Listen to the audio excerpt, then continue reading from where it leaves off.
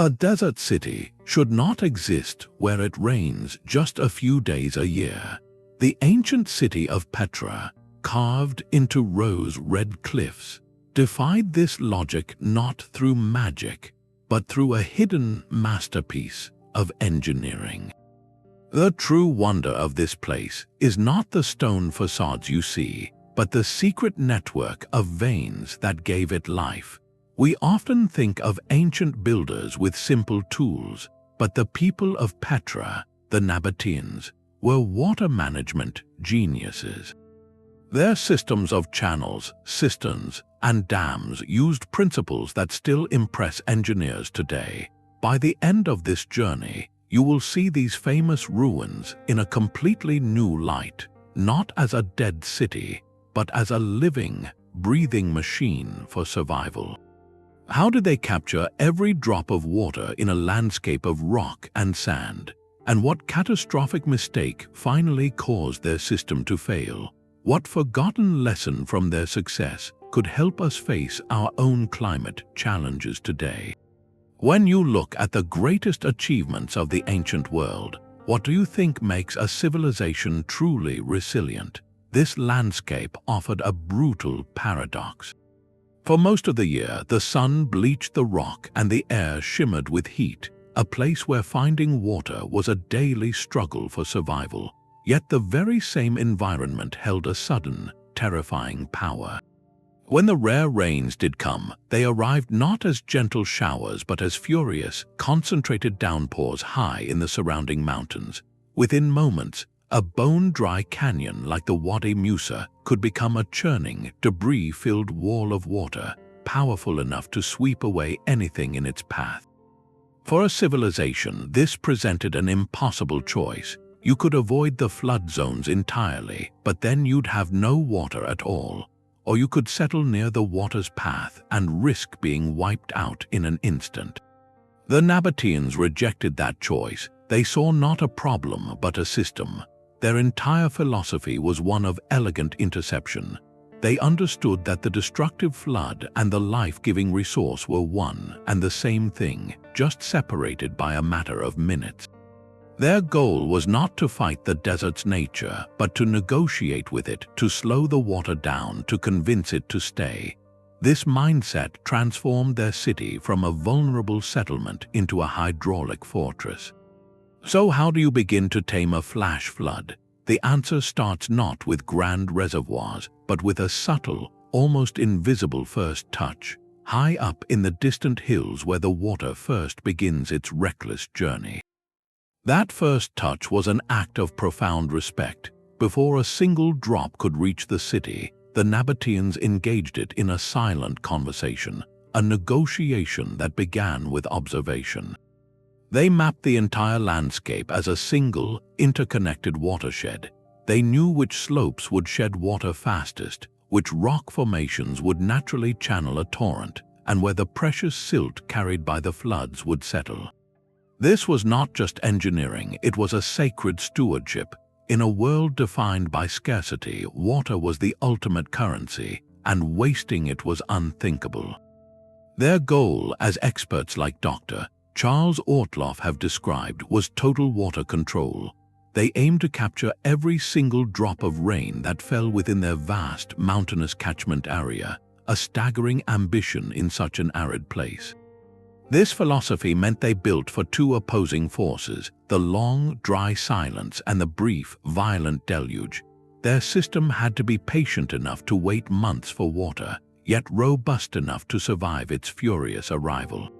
So they designed a network that worked like a series of gentle hands, each slowing the water down a little more, guiding it, persuading it to linger. A flash flood that might rage for only an hour would be stretched into a water supply lasting for weeks. This required an intimate understanding of the desert's rhythm, treating each canyon and cliff face as part of a living, breathing hydrological machine. The genius lies in how they translated this philosophy into stone, starting with the simplest and most elegant of interventions, the humble terrace wall. The desert itself became their blueprint. This mastery began with a patient, silent study of the land, a survey conducted not with satellites but with generations of observation. Nabataean engineers learned to read the sandstone like a map written by water itself. They could look at a slope and see not just rock, but the invisible path a raindrop would take as it began its frantic journey downhill. They identified every natural fault line, every subtle depression, every layer of impermeable rock that would naturally channel a flow. This was engineering by empathy, a deep understanding that the most efficient system would work with the terrain's own intentions. Instead of forcing water to go where they wanted, they first asked where the water wanted to go and then gently persuaded it. For example, they would find a natural fissure, a crack already worn by millennia of occasional moisture. Rather than carving an entirely new channel from solid rock, which would have taken immense labor, they would simply widen that fissure, smooth its floor, and extend it. They turned nature's weaknesses into their greatest strengths. This principle of minimal intervention meant their entire water network was more resilient. A channel that follows a natural fault is less likely to crack under pressure than one cut arbitrarily across the grain of the stone. It also made the system almost invisible from a distance, blending seamlessly into the cliffs. Their genius lay in recognizing that the landscape was already a half-finished hydraulic machine. They just needed to complete the circuit. This profound listening allowed them to place every dam, every cistern, every tunnel in the perfect spot where gravity would do most of the work. It was a conversation between civilization and environment, and it set the stage for their first physical intervention, the humble yet transformative terrace wall. The most dramatic entrance to any city in the ancient world begins in shadow and sheer stone.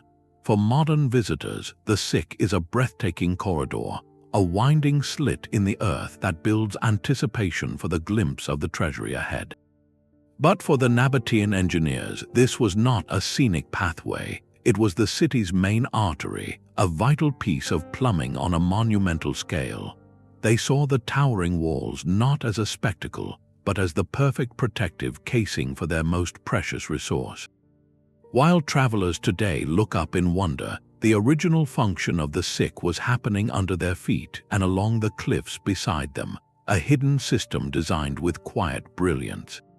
The genius was in the details. They carved narrow channels just a hand's width deep directly into the sandstone walls of the canyon. These weren't random. Each channel was cut at a precise, gentle slope, a gradient calculated so that water would flow steadily, but never so fast that it would erode the stone or overflow. These channels acted like a network of veins, collecting every trickle of rainwater that ran off the vast plateau above and guiding it downward.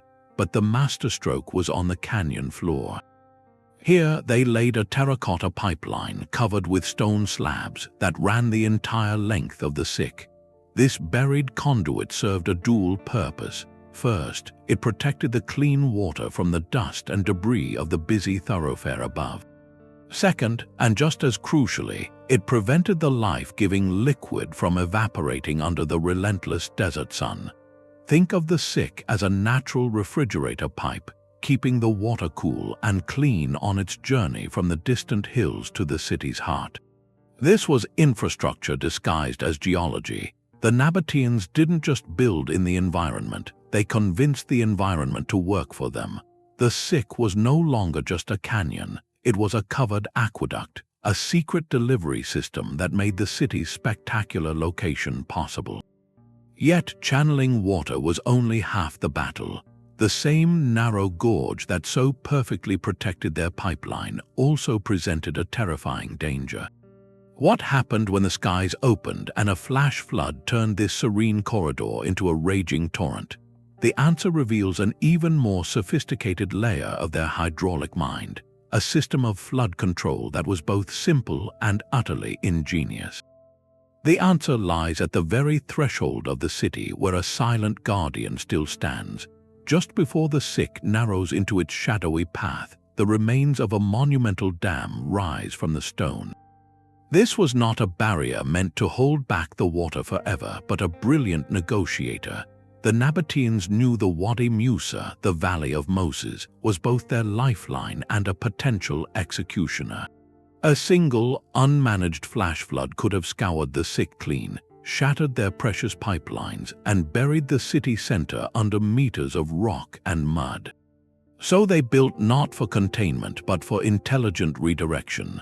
Their system was a masterclass in controlled release. The primary dam acted like a traffic director for a raging river. As floodwaters surged toward the vulnerable entrance of the sick, the dam's curved design would deflect the majority of the torrent. It would force the most destructive energy into a man-made bypass tunnel, carved through solid rock to the north. Imagine this tunnel as an emergency spillway on a colossal scale, a pressure valve that screamed open only in moments of crisis. The floodwaters would thunder through this artificial canyon and be safely ejected into a side valley, harmlessly expending their fury away from the city. This left the 6 delicate channels and the buried pipes to handle a manageable, slower flow of water, which could then be carefully harvested. This was proactive disaster mitigation built centuries before the term existed. The dam did not represent a fight against nature, but a profound understanding of it. By acknowledging the flood's power and giving it a respectful, alternative route, they guaranteed their own survival. The system's elegance is breathtaking. It turned the city's greatest vulnerability into a managed resource. But capturing and controlling this water was only the first step. The true test of a civilization in the desert is not how it survives the storm, but how it endures the long silence that follows. Once they had safely corralled the life-giving flood, they faced an even more persistent enemy, the relentless, thirsty sun. The city's survival depended on a hidden grid, a second skin of stone laid across the landscape. Beyond the monumental dams and the main channels of the sick, the Nabataeans engineered an almost invisible web of water capture. If you walked the high plateaus surrounding Petra 2,000 years ago, you would have seen a mosaic of low stone walls, not grand fortifications, but patient, purposeful lines tracing the contours of the earth. These were terrace walls, and they were the first and most widespread soldiers in the war against drought. Their function was deceptively simple: to interrupt. When a rare rain fell, instead of allowing the water to rush unimpeded down the barren slopes, picking up speed and precious topsoil, these walls created a series of tiny, temporary pools. They slowed the sheet flow to a crawl, giving the water time to seep into the ground, replenishing the shallow aquifers beneath. They prevented catastrophic erosion, anchoring the very soil that nurtured the sparse but crucial desert vegetation. And with subtle gradients, they gently nudged the accumulated water toward larger collection channels. This was hydrological fine-tuning, treating every square meter of the catchment area as a potential contributor to the city's supply. Beneath the surface of streets and courtyards, another layer of this grid came to life. Archaeologists have uncovered a network of subsurface conduits, small tunnels and pipes that ran like capillaries under the skin of the city. Some were carved directly into bedrock, while others were built from stone and sealed with a remarkable innovation: a waterproof hydraulic plaster. This plaster, often made from a mix of lime and crushed pottery, was their version of modern piping, ensuring that not a drop was lost to leakage on its final journey. These buried lines delivered clean, filtered water directly to public fountains, to wealthy homes, and to the monumental pools that adorned the city center. Imagine the quiet luxury of a reliable, underground water supply in the heart of a desert, a luxury made possible by this hidden vascular system. This distributed network reveals a profound societal truth about Petra. Water management was not just the concern of a few elite engineers, it was a communal religion. The design meant that every structure, from the grandest temple to the simplest dwelling, was part of the catchment system. Runoff from a rooftop would be channeled by gutters into a private cistern. Overflow from a public fountain might feed an adjacent garden. It was a closed-loop system of astonishing efficiency, where the concept of wastewater barely existed. Every drop had a designated next use. This omnipresent priority transformed their relationship with the environment from one of scarcity to one of careful abundance. They didn't just build a city in the desert. They wove the desert's most fleeting resource into the very fabric of their daily life, creating a resilience that lasted for centuries. Yet, even the most perfect system requires a final, crucial component, a place to keep the treasure once it has been caught. The brilliance of the Nabataeans shines brightest in how they solved the ultimate desert challenge, not just collecting water, but convincing it to stay through the long, rainless years.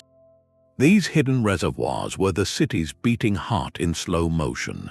While channels and dams managed the furious arrival of water, the true test of ingenuity lay in the quiet aftermath, in the long months of silence under a blazing sun.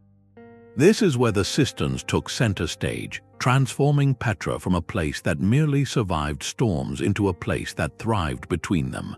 Scattered across the cliffs and buried beneath courtyards, these were not just holes in the ground.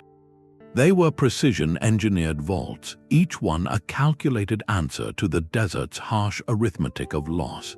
Their very shapes tell a story of conservation. Many were carved deep into the bedrock in a distinctive bottle form, with a narrow opening at the surface that widened into a large, rounded chamber below. This design was deliberate genius. The small neck dramatically reduced the surface area exposed to the dry air, slowing evaporation to a crawl. It also acted as a natural filter, preventing wind-blown sand and debris from contaminating the precious supply within.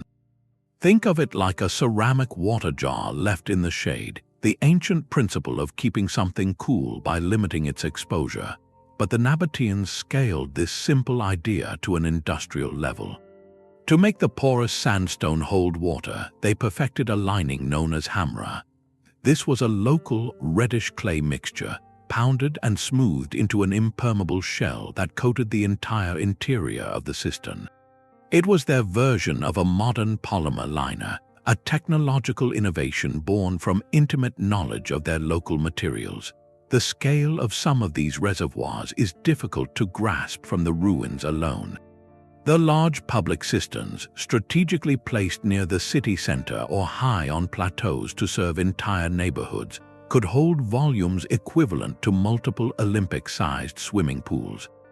We are talking about hundreds of thousands of gallons of water captured from a single rainy season and carefully preserved. This massive buffer changed everything. It meant that a failed rain one year did not spell immediate disaster. It provided the security needed for a society to plan, to invest, to grow beyond mere subsistence. This dependable resource is what allowed Petra to support a population that some scholars estimate reached 30,000 people at its height. That number is staggering. It is a testament to how they flipped the script on their environment. In most arid regions, the population is limited by the availability of water, scattered in small, nomadic groups. In Petra, the water supply system actively enabled urban density. It created the surplus necessary for specialization, for artists to carve facades, for merchants to trade, for a complex society to flourish in a place that logic said should only support a handful of hardy souls. The cisterns were more than storage. They were the foundation of civilization itself, turning the desert's scarcity into a managed abundance. Yet, storing water was only half of the equation for a thriving city. A permanent population needs more than just drinking water, it needs food. So how did the Nabataeans leverage this hard-won resource to feed tens of thousands? And what surprising evidence suggests they turned their desert home into a green and productive landscape? The ultimate symbol of this managed abundance was not hidden in the cliffs, but placed proudly in the city's bustling heart. At the central intersection of Petra's main colonnaded street, where the noise of merchants and travelers would have been at its peak, stood the Nymphaeum. Today, its ruins are a jumble of carved stone, but in its prime, this was far more than a simple fountain. It was a roaring, splashing, undeniable statement. Imagine the sensory shock for a weary caravan arriving from weeks in the barren desert. After the silence of the sands, they would be greeted by the sound of cascading water, the sight of it sparkling in the sun, and the cool mist in the air. In a land defined by thirst, this public display of liquid wealth was as powerful as a fortress wall. It communicated a message without a single word. We have so much water, we can afford to let it dance in the open air for everyone to enjoy. This was a masterpiece of political theater built from plumbing. The Nymphaeum likely served as the grand terminal point for one of the main aqueducts feeding down from the Sick. Its ornate facade, decorated with columns and statues of nymphs or deities, framed a series of spouts and basins where fresh, clean drinking water flowed continuously. It was a public utility and a social hub, the ancient equivalent of a town square with a guaranteed, glorious water feature. People would gather here to collect water, to meet, to conduct business, and to simply witness the miracle of abundance. For the Nabataean elite, it was the perfect symbol of their power. Their authority was not derived from military conquest alone, but from their demonstrated role as the guarantors of life itself. They positioned themselves as the stewards who turned chaos into order, who transformed deadly floods into this serene public bounty. The free-flowing water was an act of calculated benevolence, proving their engineering made them indispensable. It showed every citizen and every visitor that here, in the most unlikely of places, civilization did not just cling to survival, it flourished with grace and obvious surplus. The Nymphaeum turned their greatest technical achievement into a living spectacle, a daily reminder that in Petra, the desert's rules had been rewritten. Yet, this carefully engineered paradise did not last forever. The very system that enabled such dazzling displays of abundance contained within it a subtle, fatal flaw, a lesson in sustainability that resonates with a haunting clarity today. The city's lifeline did not end at the public fountain. It flowed onward, climbing the very hills that had once seemed so hostile, to perform its final and most vital task. To the north of Petra's grand facades, on slopes that appear as nothing more than barren rock to the untrained eye, the landscape tells a different story. Here, the subtle lines of ancient stone walls trace the contours of the hills like the terraces of a giant, forgotten staircase. These are not fortifications or property boundaries. They are the remains of Petra's agricultural heart, a vast network of farm terraces that reveal the ultimate ambition of Nabataean engineering, to make the desert bloom. This was the logical, breathtaking extension of their water mastery. Having secured drinking water for the population, they now leveraged that same controlled resource to solve the next great challenge, feeding 30,000 people in a place with almost no natural arable land. The terraces were not passive recipients of occasional rain. They were active, integrated components of the grand hydraulic grid. Carefully graded channels, branching off from the main aqueducts and cisterns, would deliver a measured flow of water to the highest points of these terraced fields. But the genius lay in how they applied it. Instead of flooding the surface, which would have wasted precious water to the sun, evidence suggests they practiced a form of subsurface irrigation. They likely used porous pots buried near the roots of plants or built channels that seeped water directly into the soil. This technique, known in dryland farming, delivers moisture right to where the plant needs it while minimizing loss to evaporation. It is a patient, precise form of watering that speaks of a deep understanding of conservation. On these engineered slopes, the Nabataeans likely cultivated the staples of a Mediterranean diet adapted to the desert: vines for grapes, olive trees, and fig trees. Imagine the view from the city center 2,000 years ago. Instead of a monochrome expanse of red rock, the surrounding hills would have been banded with the green of orchards and vineyards, a lush, productive belt softening the harshness of the cliffs.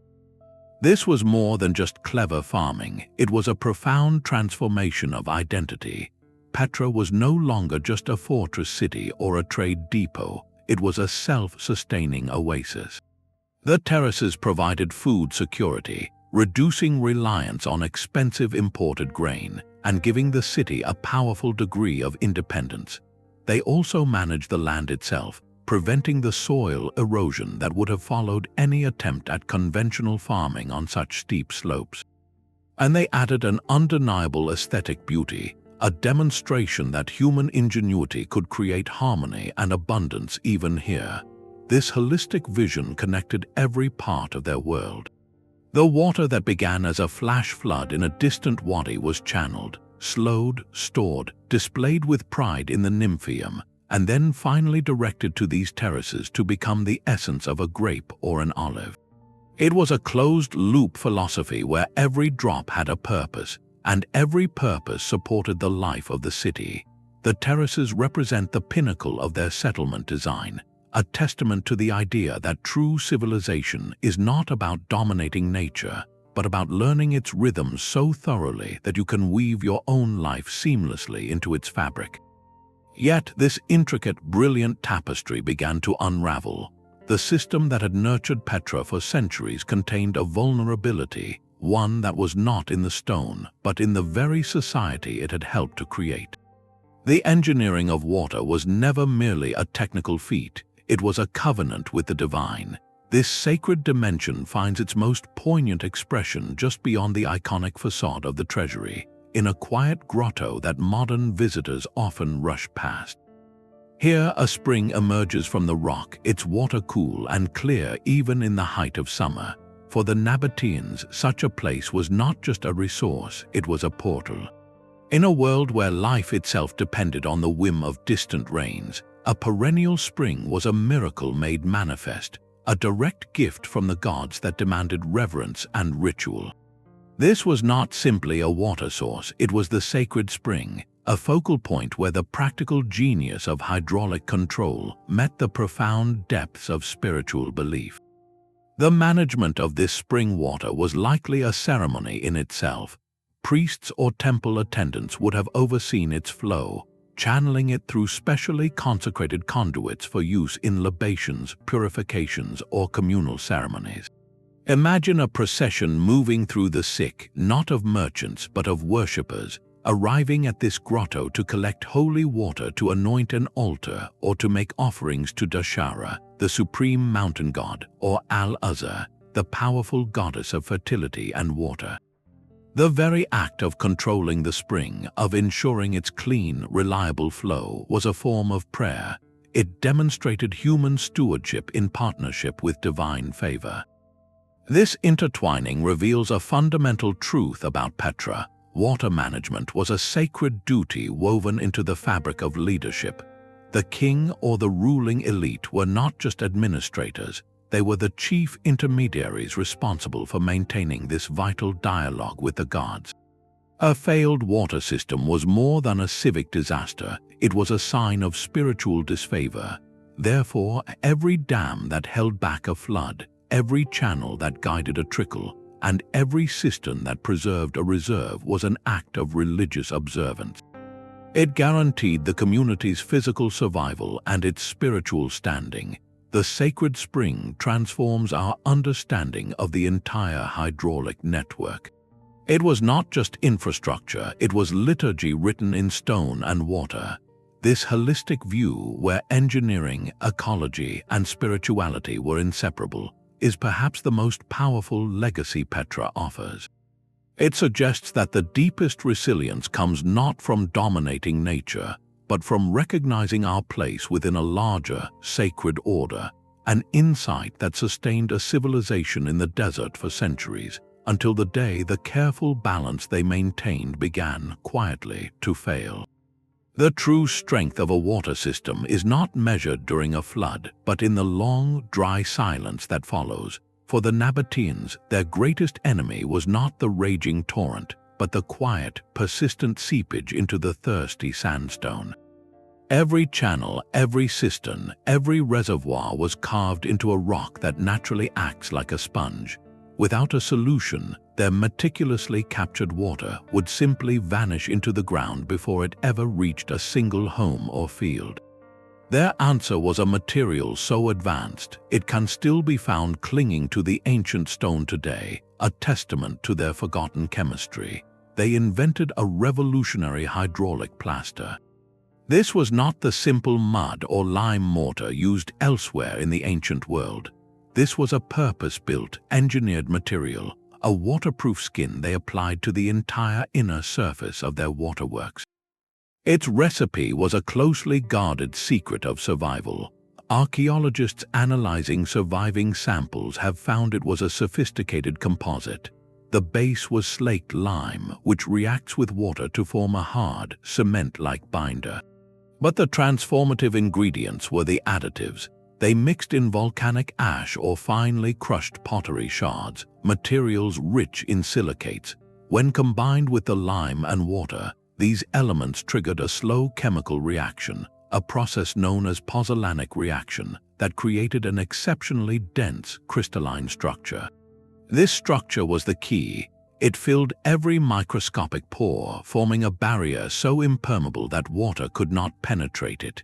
Imagine lining a wooden barrel with a layer of modern, flexible rubber. That was the functional equivalent of what they achieved with stone and chemistry 2,000 years ago. The investment in this technology was staggering. Producing the lime alone required building high-temperature kilns and fueling them with scarce timber, a major expenditure of energy and resources in a desert environment. The crushing of pottery into a fine, consistent powder was a labor-intensive process. This tells us something profound about their priorities. They were willing to devote immense effort not just to moving water, but to preserving it. The plaster transformed their infrastructure from a leaky network into a sealed, efficient delivery system. It meant that water traveling for kilometers through the thick aqueduct would arrive at the Nymphaeum with minimal loss. It meant a cistern filled after the spring rains would still be nearly full months later when the summer heat was at its peak.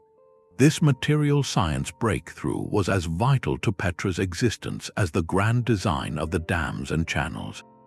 It was the unsung hero of their hydraulic empire, the invisible innovation that held the entire miracle together, allowing them to bank the desert's most fleeting resource with absolute confidence. Yet, even the most perfect seal cannot protect a system from a change in the climate itself, or from the slow unraveling of the society it supports.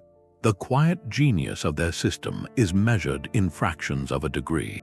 While the grand dams and ornate fountains capture our attention, the true sophistication of Petra's water network lies in a detail so fine it is almost invisible to the naked eye: the precise, calculated slope of every channel they carved. This was not guesswork, it was applied science of the highest order. The Nabataean engineers faced a delicate balancing act. If a water channel was cut too steep, the flow would become a violent rush. It would scour the sandstone, eroding the channel walls and filling the conduit with destructive debris.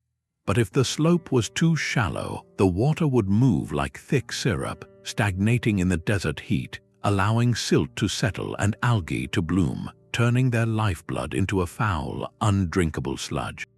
Their solution was a masterpiece of gradient control. They designed each segment of their aqueducts with a custom incline, meticulously tailored to its specific location and purpose. In the long, open channels crossing plateaus, they used a very gentle slope, sometimes as slight as 0.5%. To visualize that, imagine a channel 100 meters long where the downstream end is only 0.5 meter lower than the start. That is a drop so gradual you would barely perceive it walking alongside it, yet it was enough to keep water moving steadily, persistently, under nothing but the pull of gravity. This gentle persuasion was the key to efficiency. It meant the water arrived at its destination without furious energy that would require constant repairs. It minimized evaporation by preventing turbulent splashing. and it allowed suspended silt, the fine particles that give floodwater its muddy color, to settle out naturally in designated, wider basins before the cleaner water continued its journey. This precision required astonishing skill. Without levels or laser guides, they achieved this consistency through advanced surveying techniques, likely using simple but effective tools like chorobates, a water level used by Roman engineers, or aligned sighting poles. They were masters of reading the land, translating the complex topography into a smooth, reliable downhill path for their most precious cargo. This quiet triumph of hydraulics is what made the entire system sustainable. It was engineering that worked with time, not against it, ensuring that the water that began its journey in a distant mountain shower would arrive in the city center days later, clear, cool, and ready to sustain life. This meticulous control of flow reveals a civilization thinking in centuries, not seasons, building a legacy drop by carefully guided drop. The Romans built monuments to water, but Petra's engineers built a conversation with it. This contrast reveals two brilliant yet fundamentally different philosophies of survival. Both civilizations were masters of hydraulics, flourishing at roughly the same time, but their approaches could not have been more distinct. The Roman model is one we know well, a testament to imperial power and centralized control. They conquered the landscape with breathtaking arcades of stone, marching across valleys to siphon water from distant alpine springs and deliver it to the heart of their cities. It was engineering as spectacle, a visible declaration of Rome's ability to bend nature to its will across vast distances. The water flowed in a single, dominant current from source to metropolis, a system that mirrored the empire's own top-down command. Petra's genius operated on an entirely different scale and principle. Here, there were no distant, reliable springs to tap. The resource was not concentrated in one place. It was a fleeting, scattered possibility across a punishing terrain. So the Nabataeans did not conquer distance, they mastered intensity. Their system was not a single artery, but a capillary network. Instead of seeking one massive external source, they treated their entire territory as the source. Every cliff face, every canyon wall, every rocky slope became a catchment surface.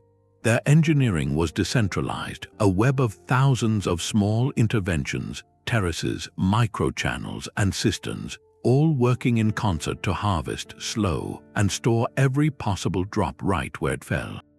Roman aqueducts moved water from a point A to a point B.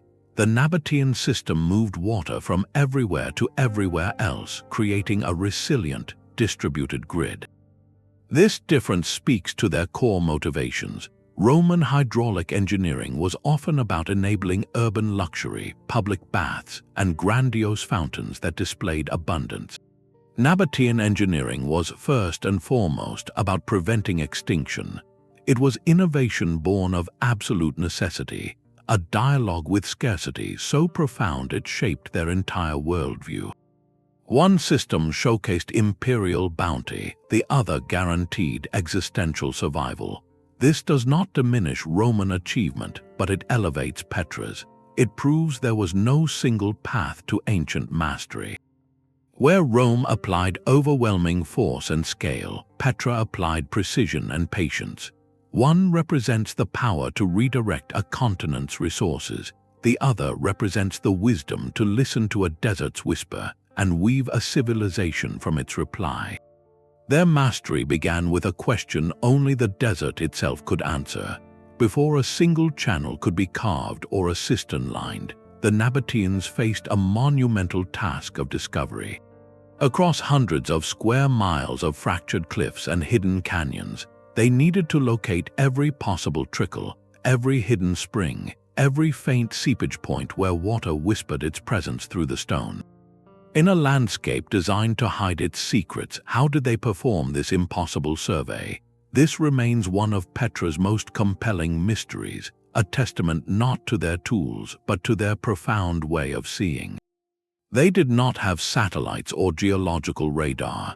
Instead, they cultivated a different kind of technology, human expertise honed by generations of intimate contact with the land. The first maps of their water network were not drawn on parchment, but carried in the minds of specialist scouts. These individuals possessed a deep ecological literacy we have largely forgotten. They could read the subtle language of survival in the desert, a certain shade of green in a distant patch of vegetation, a type of moss or lichen that only grows where moisture persists, a barely noticeable darkening of the sandstone in a particular fissure. All these were clear signposts pointing to water below. They understood animal behavior, tracking the paths of ibex or birds to hidden pools. This knowledge was likely passed down within families or guilds, a sacred geography essential to the city's life. Some intriguing theories suggest they may have augmented this observational genius with simple, brilliant tools. One hypothesis involves polished bronze discs. Placed on the ground in the cool pre-dawn hours, such a metal surface would attract condensation from the air more readily than the surrounding rock. By observing which areas formed droplets first or most densely, a scout could infer higher subsurface humidity, a clue to an underground seep. Another method might have involved observing smoke patterns, noting where early morning mist clung to certain ravines, or listening for the faint, almost imperceptible echo of dripping water in a silent canyon. This process of source mapping was a slow, patient dialogue with the terrain. It was the critical, invisible first step that made the entire physical network possible. The grand dams and channels we admire today are the end result, but they are built upon a foundation of exquisite attention, a lost art of environmental observation. In our era of instant digital mapping, there is a profound lesson here. Their technology was not about overriding the senses, but about refining them, about learning to listen so carefully to a place that it reveals its hidden gifts. This deep literacy turned the apparent chaos of the desert into a legible, generous text, and from that reading they wrote their own survival into the stone. The very perfection of Petra's water system contained the seeds of its vulnerability. A civilization built on such intricate, delicate control could only survive as long as the hands that maintained it remained both willing and able. For centuries, those hands were steady, guided by a sacred understanding passed from one generation of engineers to the next. But that continuity was shattered, not by a single cataclysm, but by a slow unraveling of the social fabric that had woven the system together. The Roman annexation in the year 106 was a political transition, but its deepest impact was cultural and practical. Petra became a provincial capital in a vast empire, its fate now tied to decisions made in distant Rome. The specialized knowledge of watershed management, the intimate reading of the landscape, the sacred duty of maintenance, these were no longer the central pillars of civic identity. They became merely municipal utilities, likely overseen by administrators who did not grow up learning the desert's whispers. The genius of the system was not just in its construction, but in its perpetual, attentive care. When that care faded, the machine began to quietly break down. Earthquakes, which are common in the region, delivered devastating physical blows to this already weakening structure. A major tremor would not just topple columns, it would wreak silent havoc underground. It could fracture the vital waterproof plaster lining a crucial cistern, causing it to leak its entire reserve into the thirsty bedrock within days. It could collapse sections of the narrow, carved channels in the Sick, blocking the city's main aqueduct. It could shift a terrace wall just enough to misdirect an entire hillside's runoff. Each repair required not just labor, but the specific, hard-won knowledge of how the original system functioned. As that expertise was lost, repairs became stopgaps, patches that did not restore the original hydraulic logic. The system's resilience, once so formidable, began to degrade into a collection of disconnected, failing parts. The consequences were a cruel inversion of their former triumphs. The same channels designed to guide gentle flows now became clogged with silt and debris, turning life-giving arteries into stagnant, disease-ridden ditches. A broken dam or spillway left unrepaired would allow the next flash flood to rampage unchecked through the city center, scouring away centuries of settlement. Most critically, the cisterns, the city's water bank, began to empty and stay empty. A cracked reservoir is worse than no reservoir at all. It creates a false sense of security that vanishes when it is needed most. As the system's capacity shrank, so did Petra's ability to support its population. The carrying capacity of the land, so artificially elevated by engineering, plummeted back toward its harsh, natural state. What followed was a grim, predictable spiral. Water scarcity led to crop failure on the terraces. Hunger and hardship prompted people to leave. A smaller population had even fewer resources and less knowledge to undertake the massive repairs needed. The city entered a feedback loop of abandonment, where each departure made recovery less likely. This is not just a story of political conquest or economic shift.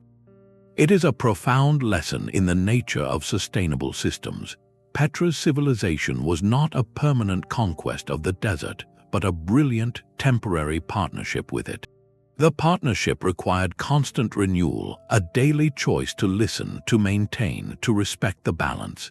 When that choice was no longer made, when the knowledge of how to make it was forgotten, the desert patiently reclaimed its terms. The rocks did not change, the climate did not suddenly become more arid. The infrastructure, though damaged, still physically existed. What vanished was the living culture of maintenance, the shared understanding that their survival was an active verb, not a passive inheritance. Their legacy teaches us that the most advanced engineering in the world is only as resilient as the society committed to upholding it. The silence that now fills the canyons of Petra is the sound of that commitment ending, leaving us to wonder what essential dialogues we ourselves might be neglecting in the systems that sustain our world today. The desert kept its secrets well, burying the veins of Petra's lifeline under centuries of wind-blown sand and flood-borne silt. For generations of explorers, the city was a spectacle of facades, its true genius hidden in plain sight, disguised as natural cracks in the cliff or lost beneath the floors of its own streets. Uncovering this lost network required a new kind of vision, one that could see through stone and time. Today's researchers act as detectives, employing a toolkit that blends ancient intuition with space-age technology. They begin with the simplest, most profound method, walking, by tracing the wadis and scrambling across the plateaus under the same sun that baked the Nabataean engineers. Archaeologists search for the landscape's subtle grammar. A straight line in a world of curves, a suspiciously smooth groove running down a rock face, a pattern of stones that seems too orderly to be natural. These are the clues. They follow the ghost of a gradient, feeling for the almost imperceptible downhill pull that once guided water. This patient, ground-level survey builds the first layer of the map, a human-scale understanding of the system's intent. To this foundational work, they add eyes in the sky. Satellite imagery and aerial photography reveal patterns invisible from the ground, vast alignments of terrace walls or the faint discolorations in the soil that hint at buried conduits running beneath the surface. But to truly peer into the earth without lifting a shovel, they turn to ground-penetrating radar. This technology sends harmless pulses of energy into the ground, painting a picture of buried structures by reading the echoes that bounce back. It can reveal the outline of a filled-in cistern, the hollow path of a collapsed tunnel, or the solid footprint of a forgotten dam, all without disturbing a single stone. This non-invasive approach is a form of respect, allowing the story to be read without risking damage to the fragile evidence itself. A brilliant example of this synthesis of methods is the work on the so-called Garden Pool complex. For years, it was an enigmatic area of terraces near the city center.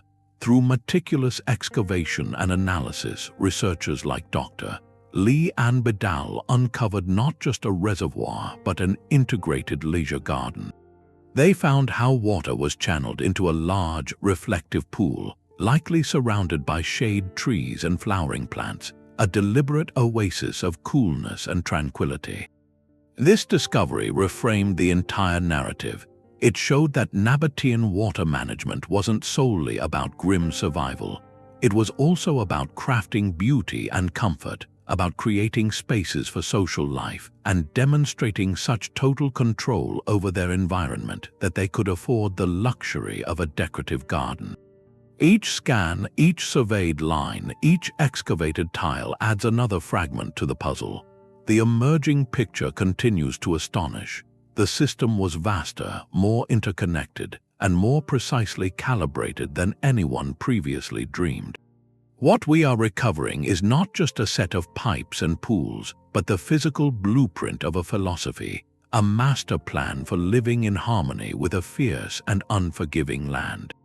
This painstaking reconstruction forces us to ask a humbling question as we face our own environmental challenges.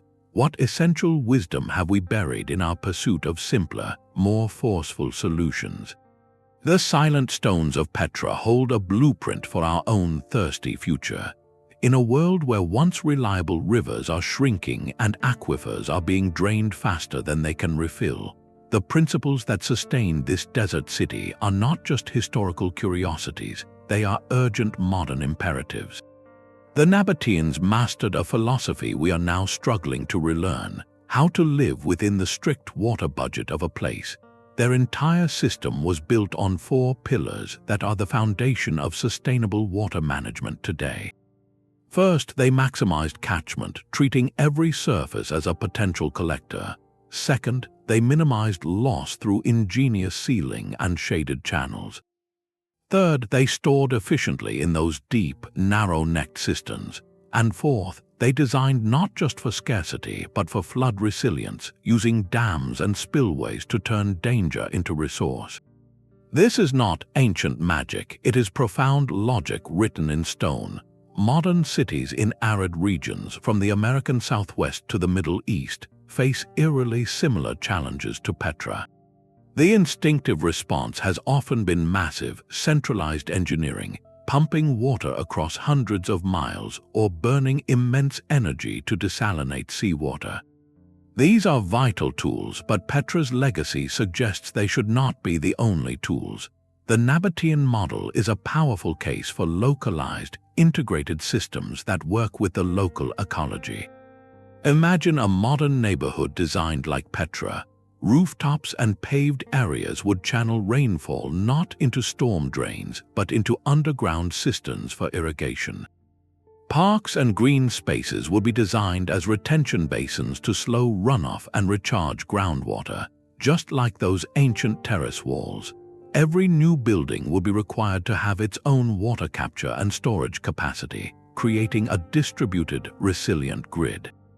This is the opposite of a single, vulnerable pipeline. It is a network where failure in one part doesn't collapse the whole system. The Nabataeans teach us the critical value of observation, of understanding the natural cycles of a specific place before imposing a solution. They didn't try to import a Mediterranean water system. They invented one uniquely suited to the desert's rhythm of long drought and brief deluge.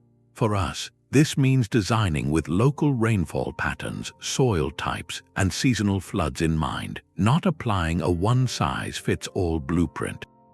Their success is a compelling argument for adaptive, decentralized strategies that complement our grand engineering projects. Large dams and aqueducts will always have a role, but pairing them with millions of small, smart interventions, inspired by 2,000-year-old wisdom, could be the key to true water security. Petra's ultimate lesson is about humility and intelligence. It reminds us that resilience is not about dominating the hydrologic cycle, but about learning to dance with it, to catch what it gives and carefully guard it for the lean times ahead. The ghost of water can now be seen flowing through the stone, Where our eyes see only silent channels and empty reservoirs, digital artists and engineers have collaborated to bring the ancient system back to life with startling clarity. Using precise laser scans of the ruins and the detailed maps created by archaeologists, they build a virtual Petra, a city not of dusty ruins but of shimmering, animated function. In these reconstructions, the true scale of the achievement becomes breathtakingly clear. You can watch as a simulated rainstorm darkens the high plateaus, and suddenly, thin blue lines of virtual water begin tracing the carved channels down the walls of the sick. You see it gather in underground conduits, pulse toward the city center, and spill with digital grace into the great cisterns, their levels rising in real time. The barren hills to the north slowly flush with green as the irrigation terraces receive their measured allotment. What was static becomes a dynamic, pulsing organism before your eyes. This is far more than a pretty animation. These models serve as powerful analytical engines. Researchers can input different variables, like the intensity of a storm or the rate of evaporation, and watch how the system responds. They can test a hypothesis about water pressure in a particular pipeline or calculate the precise storage capacity of a network of cisterns. It allows them to virtually turn a valve or block a channel, experimenting with the system's resilience and its points of failure in a way that would be impossible, even destructive, in the physical ruins. This digital testing ground has led to new discoveries, confirming theories about flow rates and revealing previously overlooked connections between distant parts of the network. For the first time, we are not just studying the pipes, we are watching the pressure, feeling the current, and comprehending the entire hydraulic organism as a single, living entity. This immersive understanding bridges a gap that textbooks cannot, letting us stand virtually in the heart of a functioning Nabataean city and finally witness the quiet, constant miracle that was its heartbeat. The gleaming wealth of the incense trade paid for every carved channel. Petra's hydraulic masterpiece was not the work of a struggling village, but of a financial superpower. The Nabataean kingdom sat at the most lucrative crossroads of the ancient world, commanding the flow of frankincense and myrrh from southern Arabia to the markets of Egypt, Greece, and Rome. These aromatic resins were worth more than their weight in gold, used in everything from sacred temple rituals to elite funeral rites. Controlling this trade filled the royal coffers with a staggering surplus, and that surplus was strategically poured back into the land. The water system was their ultimate capital investment, a long-term infrastructure project funded by luxury goods. Imagine the scale of labor required. Teams of skilled stonecutters, masons, and hydraulic plaster specialists would have been employed for years, even decades. They needed tools, food, shelter, and organization. The waterproof plaster alone, requiring kilns, fuel, and specialized knowledge, represented a massive industrial effort. This was not a community digging a well. This was a state-level enterprise, the ancient equivalent of a modern nation funding a space program or a national highway system. The water network was the physical foundation of their entire economic model. It transformed a remote canyon into a reliable, defensible, and comfortable oasis, a perfect neutral ground where caravans from rival empires could safely meet, rest, and trade. Without the guaranteed water supply, those caravans would have bypassed the area entirely, taking their wealth elsewhere. The system enabled a virtuous cycle of astonishing power. Trade wealth built the water infrastructure. That infrastructure sustained a permanent population of administrators to tax the goods, guards to protect them, and craftsmen to create the fine pottery and metalwork found across the region. It supported the farmers on the terraces who provisioned the caravans with fresh food, reducing their need to carry heavy supplies. Every drop of water flowing through the sick helped lubricate the gears of commerce. The grand facades themselves, like the treasury, were likely less tombs and more monumental bank buildings or customs houses, designed to impress upon every trader the power, stability, and divine favor of the Nabataean kings. The water system was their competitive advantage, their unique selling proposition in a world of harsh desert routes. It turned Petra from a mere stop on the map into the indispensable hub, the only place for hundreds of miles where you could water 1,000 camels, repair a wagon, and conduct high-stakes diplomacy in the shade of a colonnaded street, all thanks to the hidden engineering funded by the scent of sacred smoke. This deep interconnection raises a final, haunting question. What happens to such a brilliant system when the flow of wealth that sustains it suddenly changes course? Their resilience was not an accident, but a deliberate design woven into the very fabric of their city. The Nabataeans understood that the desert's climate was not a steady state, but a volatile rhythm of extremes. Their genius lay in creating a system that did not just function under average conditions, but was engineered specifically to absorb and adapt to this punishing variability. They never put all their eggs in one basket. While a single, mighty spring might seem like the perfect solution, they knew that even a sacred spring could falter in a prolonged drought or be buried by an earthquake. So they built redundancy into their survival. They tapped into multiple springs scattered across the highlands. They captured sheet runoff from vast, open plateaus. They harvested the furious energy of flash floods in the wadis, and through their terrace walls and infiltration galleries, they encouraged water to seep down and recharge the shallow groundwater, creating a hidden, natural reservoir they could access via wells. This multi-pronged approach meant that if one source failed, others could compensate. It was a diversified portfolio for water security, a strategy that prevented any single point of failure from becoming a catastrophe. This philosophy extended brilliantly to time itself. The desert does not deliver its water in a neat, predictable trickle. It delivers it in chaotic, overwhelming bursts followed by long, silent stretches. The Nabataean system acted as a massive hydraulic battery, smoothing out this jagged timeline. Their vast network of cisterns and reservoirs transformed a brief, violent boom of water into a steady, reliable bustle that could last for years. A single exceptional rainy season could fill their storage to capacity, banking a surplus that would carry the population through several subsequent dry years. This capacity to buffer against climate shocks granted them something priceless: stability. It allowed for long-term planning, for agriculture, for architecture, for a culture to deepen its roots. They were not living season to season, desperately praying for rain. They were living generation to generation, confident in the reserves they had intelligently banked. In this ancient design, we find a crucial blueprint for our own uncertain climate future. Modern infrastructure has often been engineered for a mythical average, for a predictable 100-year flood or a steady annual rainfall. But as our climate becomes more volatile, those averages are breaking down. We are experiencing more intense droughts punctuated by more catastrophic deluges, the same pattern the Nabataeans mastered. Their lesson is that resilience must be designed into our systems from the start. We must build for the extremes, not the middle. This means creating water grids that, like Petra's, are decentralized and redundant, so a failure in one treatment plant or pipeline doesn't cripple an entire metropolis.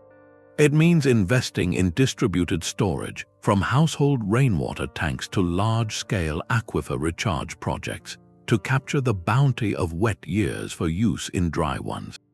It means designing cities to slow down and absorb stormwater, turning flood risk into a resource, just as those terrace walls and bypass tunnels did 2,000 years ago. Petra teaches us that sustainability is not about maintaining a fragile balance, but about building a robust capacity to endure imbalance. Their civilization thrived not in spite of the desert's harshness, but by creating a system supple and intelligent enough to dance with it. As we face our own escalating climate challenges, their silent, stone channels ask us a profound question: Are we building for temporary convenience or for enduring resilience? The most enduring myths about Petra are stories of impossible abundance, legends whispered of a single magical spring that never ran dry, or of secret tunnels channeling water from distant mythical seas. These tales, while captivating, do a profound disservice to the reality. They replace human genius with the supernatural, turning a hard-won victory over nature into a passive gift from the gods or otherworldly beings. The truth is not less wondrous, it is more so. There were no shortcuts. Petra's water system was not bestowed. It was built stone by patient stone, through generations of accumulated understanding. It was a triumph of community, of careful observation repeated over centuries, and of practical skill refined to an art form. This distinction matters. To credit magic is to dismiss the ingenuity of the Nabataean people. It suggests their survival was a fortunate accident rather than the result of deliberate, brilliant strategy. When we replace the legend of a magic spring with the reality of 1,000 hand-cut cisterns, we do not diminish Petra's wonder, we elevate it. We shift the awe from a mysterious source to the human minds that mapped watersheds, the hands that carved perfect gradients, and the societal will that maintained it all. This real story is far more inspiring than any fantasy. It shows us that our greatest tools against scarcity are not supernatural aids, but keen observation, shared knowledge, and cooperative effort. The Nabataeans did not have advanced technology from elsewhere. They developed the perfect technology for their specific place, a lesson in localized innovation that resonates powerfully today. Their legacy is a testament to what a community can achieve when it truly learns to listen to the land it calls home. High on the mountain of the altar, a different kind of wonder waits, one that reveals the struggle behind the triumph. Carved into the rock face is an unfinished water tunnel, a project frozen mid-sentence.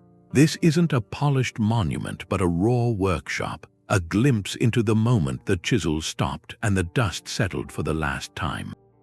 The walls are a textbook of ancient labor, scarred with the precise, parallel grooves of metal picks, showing exactly how teams of workers methodically advanced inch by inch into the living stone. You can trace the intended path, a smooth, arched corridor that simply ends in a rough, jagged wall. This abrupt halt is a powerful silence. Was it a sudden earthquake that shook the mountain and made the engineers reconsider the site's stability? Did political upheaval or a shift in trade routes redirect funds and labor to more urgent projects? Or did a master surveyor, reviewing the work, realize the gradient was slightly off, ordering a halt for a costly redesign? We will never know the exact reason, but the unfinished tunnel speaks volumes about the reality of building Petra. It shatters any illusion of effortless, magical construction. Here we see the immense physical effort, the uncertainty, and the constant recalculations that underpinned every flawless facade and hidden channel below. This frozen project is arguably more valuable to historians than a finished one. We have countless examples of their success, but this is a rare snapshot of their process. It shows us that Petra was never a completed, static city. It was a dynamic, evolving machine, constantly being tuned, expanded, and repaired by generations of engineers who were not infallible, but who were always learning, always adapting to the demands of the mountain and the needs of their people. This silent, incomplete passage reminds us that true resilience is not a single brilliant idea, but the persistent, gritty work of carrying it out day after day, even when the plan itself has to change. We will never know his name, but his work is carved into the very bones of the city. Behind every graceful channel and every silent cistern stood a person, a Nabataean watermaster whose life was a continuous dialogue with the desert's rhythm. This was not a profession one chose from a list. It was a sacred inheritance, a body of knowledge passed from a father to his son, through years of walking the wadis and tracing the flow of the seasons. His expertise was a living library, holding the memory of which channel clogged in the flood of 10 years past, which cistern lining needed attention, and precisely how the light would hit a certain cliff face to signal the coming of the autumn rains. He understood fluid dynamics not as an equation, but as the behavior of a precious, willful substance he was sworn to steward. He knew geology by touch, the difference between a sandstone layer that would hold a seal and one that would weep, the sound a pick made against solid rock versus a hidden fault. His calendar was set by the needs of the system. In the cool weeks after the harvest, he would begin his seasonal inspection, a solitary pilgrimage along the entire hidden network. With a small team of apprentices, he would walk the high plateaus, checking the alignment of terrace walls. He would descend into the gloom of the sick, running a hand along the carved channels, feeling for new cracks or areas of erosion. His most critical task came in the tense quiet after a flash flood. Once the torrent had passed through the bypass tunnel and the main flow had subsided to a manageable stream, he would survey the damage. Silt would need to be cleared from settling basins before it hardened into rock. Any section of plaster shattered by the water's force would need to be meticulously chipped out and replaced with a fresh mix, pounded smooth to restore the perfect seal. This was maintenance as a form of prayer, a constant act of preservation that prevented a single small failure from cascading into disaster. Within the community, his role was one of immense trust and quiet authority. He was the allocator of life itself. After consulting with civic leaders and temple priests, he would be responsible for overseeing the distribution of water, ensuring the sacred spring flowed for rituals, the public fountains served the neighborhoods, and the agricultural terraces received their scheduled irrigation. His decisions balanced immediate human need with long-term security, knowing that drawing a cistern too low in a dry year could jeopardize the entire city. To imagine this figure is to transform cold engineering into a human story. It is a story of skill earned through lifelong attention, of profound responsibility shouldered without fanfare, and of a daily vigilance that stood between a thriving city and its return to dust. His legacy is not a name on a plaque, but the simple, enduring fact that for centuries, when the people of Petra turned a tap or drank from a fountain, the water flowed. That reliability was his monument, a testament written not in stone, but in the sustained breath of a civilization. The ingenuity carved into Petra's cliffs did not vanish with the city's decline. It flowed outward, a quiet current of knowledge seeping into the fabric of the wider region. The principles of Nabataean water management proved so effective, so perfectly adapted to the rhythms of the arid Levant, that they became a shared inheritance. When Byzantine communities later settled in the area, they did not start from scratch. They found a landscape already inscribed with solutions, and they built upon them. They repaired and expanded the existing cisterns, recognizing the brilliance of those deep, bottle-shaped reservoirs. They maintained the terrace walls on the hillsides, understanding how these simple structures could coax life from the rock. This was not mere imitation, it was a testament to a system that worked. The knowledge transfer continued into the early Islamic period, where agricultural manuals and engineering treatises often reflected these long-established, localized practices for desert survival. You can find echoes of Petra's hydraulic logic in historical sites from southern Jordan to Syria, in the way a channel is cut or a spring is enclosed. This diffusion represents perhaps the greatest compliment to Nabataean engineers. Their ideas were not rendered obsolete, but were adopted and adapted by the cultures that followed, becoming part of the region's enduring toolkit for life in a dry land. This legacy is not confined to ruins. Even today, if you travel through the deserts surrounding Petra, you might observe Bedouin communities practicing a form of water stewardship that feels deeply familiar. They channel scarce rainfall into small, lined catchments. They understand the importance of shading water sources to prevent evaporation. They read the landscape for subtle signs of subsurface moisture, a skill passed down through generations. While their tools have modernized, the core philosophy remains strikingly aligned with that of the Nabataeans, a profound respect for the absolute value of a single drop and a clever, patient strategy for convincing it to stay. This continuity across millennia is a powerful reminder. It suggests that the most resilient technologies are not always the most complex or forceful, but are those born from a deep, patient conversation with a specific place. Petra's true monument is not just the stone it left behind, but the water wisdom it contributed to the world, a quiet, enduring blueprint for turning scarcity into sustained life. The final lesson of Petra is written not in grand facades, but in the quiet logic of its water channels. This was not a city that conquered the desert, but one that learned to speak its language. Their entire civilization was a brilliant negotiation, a sustained conversation between human ingenuity and a landscape of extremes.